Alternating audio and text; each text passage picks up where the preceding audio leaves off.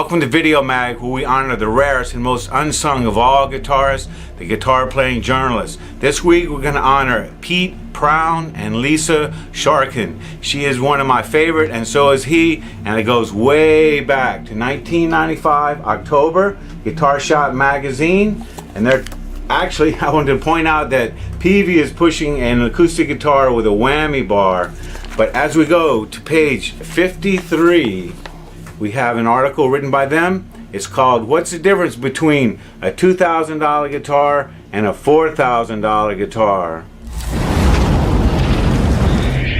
Honey, can you read her a bedtime story? Sure. Guitar Shop magazine.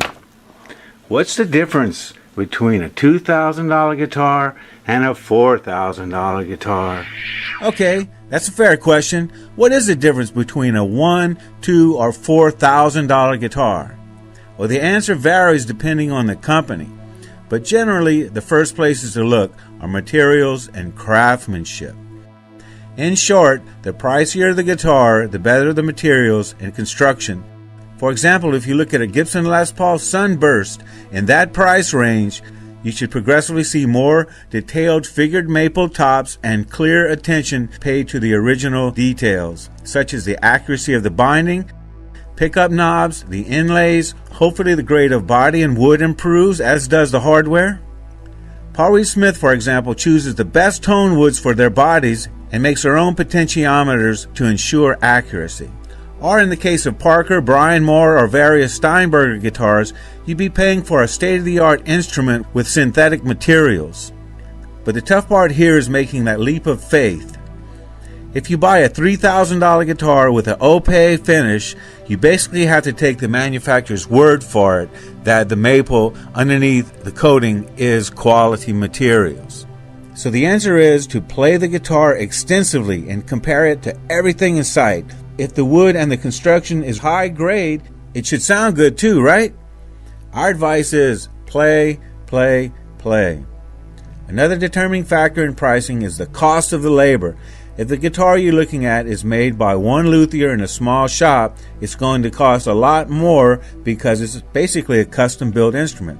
Naturally, as the number of craftsmen and the level of production rises, the price should come down a bit.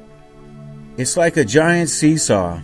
Fender might be selling a ton of instruments and keeping prices low on a wide variety of guitars, but if they boost the quality and materials and components of a particular model, the price will go up. Price will also rise due to the impact of the brand's name. A Gibson or Fender will obviously cost more than a Joe Blow's no-namer, as well as their competitors. Cost in advertising, the amount of royalties paid to an endorser, the name brands such as Seymour Duncan pickups, Floyd Rose tremlos are all part of the cost.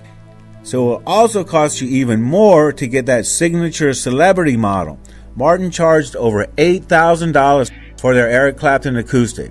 But that didn't stop the dealers from buying up the whole production run in just 3 days at the NAMM show. Of course, we all know that American guitars cost more than, say, Asian imports, and all of this gets worked into the formula that determines the cost and the price the consumer will ultimately pay.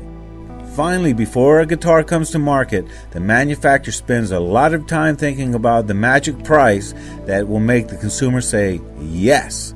They may at times even shave some money off their profits if it might allow them to sell more guitars. Thus, instead of selling 100 units of a particular guitar at $4,000, they can sell 200 units at $2,000 and make the same amount of money. Everyone wins in that scenario.